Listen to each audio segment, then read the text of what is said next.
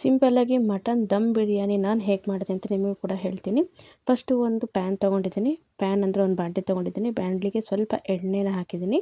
ಎಣ್ಣೆ ಹಾಕಿದ್ಮೇಲೆ ಇಲ್ಲಿ ಈರುಳ್ಳಿನ ಸ್ವಲ್ಪ ಉದ್ದುದ್ದನಾಗಿ ಕಟ್ ಮಾಡಿಕೊಂಡು ಇದು ಗೋಲ್ಡನ್ ಬ್ರೌನ್ ಆಗೋವರೆಗೂ ಇದನ್ನು ನಾವು ಚೆನ್ನಾಗಿ ಫ್ರೈ ಮಾಡ್ಕೋಬೇಕು. ಅಂದರೆ ಸ್ವಲ್ಪ ಕಪ್ಪಗಾಗುತ್ತಲ್ಲ ಅಲ್ಲಿವರೆಗೂ ಫ್ರೈ ಮಾಡ್ಕೋಬೇಕು. ನೋಡಿ ಈ ರೀತಿಯಾಗಿ ಫುಲ್ಲು ಬ್ರೌನ್ ಕಲರ್ ಆಗಬೇಕು. ಈಗ ಇದನ್ನು ಒಂದು ಪ್ಲೇಟಲ್ಲಿ ತೆಗೆದಿಟ್ಕೊಳ್ಳೋಣ. ಇದು ಇಂಪಾರ್ಟೆಂಟು. ಇದು ಹಾಕಿದ್ರೆ ತುಂಬ ಟೇಸ್ಟಾಗಿ ಬರುತ್ತೆ ದಮ್ ಬಿರಿಯಾನಿ. ನೋಡಿ ಇದನ್ನು ಒಂದು ಪ್ಲೇಟಲ್ಲಿ ನಾನು ಸ್ವಲ್ಪ ಅಗಲವಾಗಿ ಹಾಕಿಡ್ತೇನೆ, ಅಂದರೆ ಬೇಗ ತಣ್ಣಗಾಗಲಿ ಮತ್ತು ಕ್ರಿಸ್ಪಿ ಆಗಲಿ ಅಂತ. ಈ ಎಣ್ಣೆನ ನಂತರದಲ್ಲಿ ಮತ್ತೆ ಯೂಸ್ ಮಾಡ್ಕೊಳ್ಳೋಣ ನಾವು.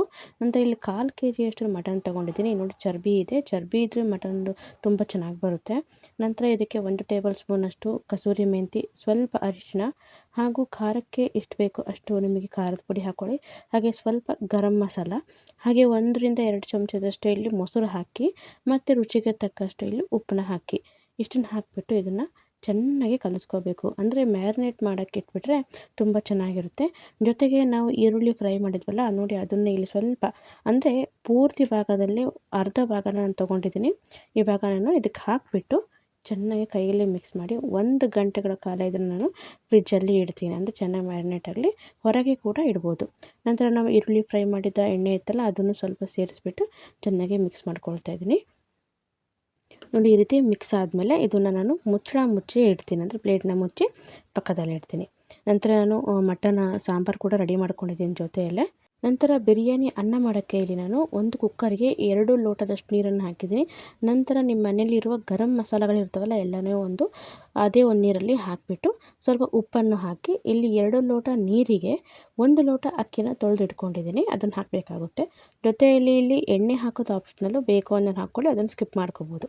ನೋಡಿ 2 ಲೋಟ ನೀರಿಗೆ 1 ಲೋಟದಷ್ಟು ಅಕ್ಕಿನ ಹಾಕಿಬಿಟ್ಟು ಇದನ್ನು 3 ವಿಸಲ್ ಕೂಗಿಸ್ಕೊಂಡು ಅನ್ನ ರೆಡಿ ಮಾಡ್ಕೋಬೇಕು. ಕೆಲವೊಬ್ಬರು ಓಪನ್ ಪ್ಯಾನಲ್ಲೇ ಕೂಡ ಮಾಡ್ಕೊಳ್ತಾರೆ, ನಾನು ಹಾಗೆ ಮಾಡ್ಕೊಳ್ತಿಲ್ಲ. ಈ ಟೈಮಲ್ಲಿ ನಾನು ಸಾಂಬಾರು ರೆಡಿ ಆಯಿತು ನಂದು. ಅದರಿಂದ ಸ್ವಲ್ಪ ಅನ್ನ ನಮಗೆ ನಂತರದಲ್ಲಿ ಸ್ವಲ್ಪ ಗಟ್ಟಿ ಅನ್ನಿಸ್ಬೋದು. ನಂತರದಲ್ಲಿ ಇಲ್ಲಿ ನೋಡಿ ಒಂದು ಕುಕ್ಕರ್ ತೊಗೊಂಡಿದ್ದೀನಿ. ಕುಕ್ಕರ್ಗೆ ಇಲ್ಲಿ ಕರಿದ ಎಣ್ಣೆ ಇತ್ತಲ್ಲ ಅದನ್ನೇ ಉಪಯೋಗಿಸ್ಕೋಬೋದು, ಇಲ್ಲಾಂದರೆ ಬೇರೆ ಎಣ್ಣೆ ಕೂಡ ಹಾಕ್ಬೋದು ನೀವು. ನಂತರ ಎಣ್ಣೆ ಸ್ವಲ್ಪ ಬಿಸಿ ಆದಮೇಲೆ ಇಲ್ಲಿ ಗೋಡಂಬಿ ಪೀಸ್ಗಳನ್ನು ಹಾಕ್ತಾಯಿದ್ದೀನಿ. ಗೋಡಂಬಿ ಸ್ವಲ್ಪ ಫ್ರೈ ಆದಮೇಲೆ ಕಟ್ ಮಾಡಿರುವಂಥ ಈರುಳ್ಳಿನ ಹಾಕ್ತಾಯಿದ್ದೀನಿ. ಇದೆಲ್ಲ ಚೆನ್ನಾಗಿ ಫ್ರೈ ಮಾಡ್ಕೋಬೇಕು. ಜೊತೆಗೆ ಇಲ್ಲಿ 2 ಚಮಚದಷ್ಟು ಶುಂಠಿ ಬೆಳ್ಳುಳ್ಳಿ ಪೇಸ್ಟ್ನ ಕೂಡ ಹಾಕ್ತಾಯಿದ್ದೀನಿ. ಮನೇಲಿ ಮಾಡಿದಿದ್ರೆ ಹಾಕೊಳ್ಳಿ, ತುಂಬ ಚೆನ್ನಾಗಿರುತ್ತೆ. ನಂತರ ಶುಂಠಿ ಬೆಳ್ಳುಳ್ಳಿ ಪೇಸ್ಟ್ ಹಸಿ ವಾಸನೆ ಹೋಗೋವರೆಗೂ ಇದನ್ನು ಫ್ರೈ ಮಾಡ್ಕೊಂಡ್ಬಿಟ್ಟು ನಂತರ ಸಣ್ಣದಾಗಿ ಹೆಚ್ಚಿರುವಂಥ ಟೊಮೆಟೊ ಕೂಡ ಹಾಕ್ತಾಯಿದ್ದೀನಿ. ತುಂಬಾ ಸಿಂಪಲ್ಲು ಹಾಗೂ ತುಂಬ ರುಚಿ ಬರುತ್ತೆ. ಒಮ್ಮೆ ಮಾಡ್ಕೊಂಡು ನೋಡ್ಕೊಂಡು ನಿಮಗೂ ಕೂಡ ಇಷ್ಟ ಆಗುತ್ತೆ. ನೋಡಿ ಟೊಮೆಟೊ ಹಾಕಿಬಿಟ್ಟು ಈಗ ಎಣ್ಣೆ ಬಿಟ್ಕೊಳ್ಳೋವರೆಗೂ ಚೆನ್ನಾಗಿ ಫ್ರೈ ಮಾಡಬೇಕು. ಜೊತೆಗೆ ಇದಕ್ಕೆ ಗರಂ ಮಸಾಲ, ಖಾರದ ಪುಡಿ, ಅರಶಿನ ಪುಡಿ ಇಷ್ಟನ್ನು ಹಾಕಿಬಿಟ್ಟು ಮಿಕ್ಸ್ ಮಾಡ್ಕೊಳ್ಳೋಣ. ನೋಡಿ 3 ಪೌಡ್ರ್ ಹಾಕಿರೋದು, ಜಾಸ್ತಿ ಏನು ಹಾಕಿಲ್ಲ. ನೋಡಿ ಚೆನ್ನಾಗಿ ಎಣ್ಣೆ ಬಿಟ್ಕೊಂಡಿದೆ. ಇವಾಗ ನಾವು ಮ್ಯಾರಿನೇಟ್ ಮಾಡಿಟ್ಟಿದ್ವಲ್ಲ ಮಟನ್ನ ಅದನ್ನು ಹಾಕಬೇಕಾಗುತ್ತೆ. ನೋಡಿ ಎಷ್ಟು ಚೆನ್ನಾಗಿ ಮ್ಯಾರಿನೇಟ್ ಆಗಿದೆ ಮಟನ್ನು. ಈಗ ಮಟನನ್ನು ಹಾಕಿಬಿಟ್ಟು ಚೆನ್ನಾಗಿ ಮಿಕ್ಸ್ ಮಾಡ್ಕೊಳ್ಳೋಣ. ಚೆನ್ನಾಗಿ ಮ್ಯಾರಿನೇಟ್ ಆಗಿರೋದ್ರಿಂದ ತುಂಬಾ ಚೆನ್ನಾಗಿರುತ್ತೆ. ನೋಡಿ ನಂತರ ಮಿಕ್ಸ್ ಆದಮೇಲೆ ಇದಕ್ಕೆ 2 ರಿಂದ 3 ಚಮಚದಷ್ಟು ನೀರನ್ನು ಹಾಕಿ ಅಷ್ಟೇ. ನಂತರದಲ್ಲಿ ಇದು ಸ್ವಲ್ಪ ನೀರು ಬಿಟ್ಕೊಂಡಂಗೆ ಆಗುತ್ತೆ, ಆದ್ದರಿಂದ ಜಾಸ್ತಿ ನೀವು ನೀರನ್ನು ಹಾಕೋ ಅವಶ್ಯಕತೆ ಇಲ್ಲ. ನಾನು ಸ್ವಲ್ಪ ಕೊತ್ತಂಬರಿ ಸೊಪ್ಪು ಹಾಕಿದ್ದೀನಿ. ಪುದೀನ ಇತ್ತು ಅಂದರೆ ಹಾಕ್ಕೊಳ್ಳಿ. ನಾನು ಪುದೀನ ನನಗೆ ಇಷ್ಟ ಆಗಲಿಲ್ಲ, ಅದರಿಂದ ನಾನು ಹಾಕಲಿಲ್ಲ. ಬೇಕು ಅನ್ನೋರು ಹಾಕ್ಕೋಬೋದು. ನೋಡಿ ಕೊತ್ತಂಬರಿ ಹಾಕಿದ್ಮೇಲೆ ಚೆನ್ನಾಗಿ ಮಿಕ್ಸ್ ಆಗಿದೆ. ಮತ್ತೀಗ ಎಷ್ಟು ಘಮ ಘಮ ಅಂತ ಪರಿಮಳ ಬರ್ತಿದೆ, ಯಾವ ಹೋಟ್ಲಿಗೂ ಕಡಿಮೆ ಇಲ್ಲ, ಅಷ್ಟು ಚೆನ್ನಾಗಿ ಪರಿಮಳ ಬರ್ತಾಯಿದೆ. ನೋಡಿ ಇವಾಗ ಸ್ವಲ್ಪ ಒಂದು 2 ಚಮಚದಷ್ಟು ನೀರನ್ನು ಹಾಕಿಬಿಟ್ಟು ಮಿಕ್ಸ್ ಮಾಡಿ ಮುಚ್ಚಿ ನಾನು 7 ರಿಂದ 8 ವಿಸಲ್ನ ಹಾಕಿಸ್ಕೊಂಡಿದ್ದೀನಿ. ನೋಡಿ ಈಗ ಮುಚ್ಚಳನ ಮುಚ್ತಾ ಇದ್ದೀನಿ.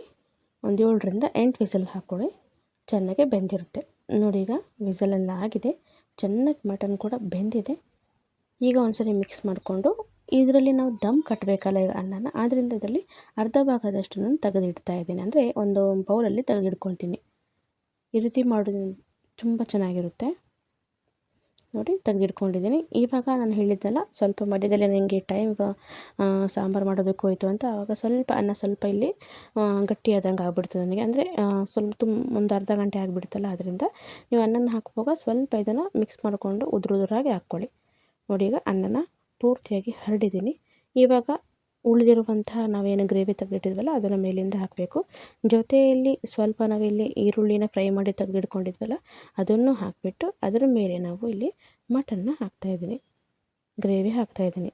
ನೋಡಿ ಕ್ಲೀನಾಗಿ ಹಾಕಿಬಿಟ್ಟು ಇವಾಗ ಇದನ್ನು ದಮ್ ಕಟ್ಟಬೇಕಾಗುತ್ತೆ. ಮುಚ್ಚಳ ಮುಚ್ಚಿ ಒಂದು 2 ರಿಂದ 3 ನಿಮಿಷ ಸಿಮ್ಮಲ್ಲಿ ಒಂದು ಗ್ಯಾಸ್ನ ಆನ್ ಮಾಡಿ ನಂತರದಲ್ಲಿ ಆಫ್ ಮಾಡಿದ್ರೆ ಸೂಪರಾಗಿರುವ ಮಟನ್ ದಮ್ ಬಿರಿಯಾನಿ ರೆಡಿ. ನೀವು ಕೂಡ ಈ ರೀತಿ ಮಾಡ್ಕೊಳ್ಳಿ ಅಂತ ಹೇಳ್ತಾ ವಿಡಿಯೋ ನೋಡೋದಕ್ಕೆ ಧನ್ಯವಾದಗಳು.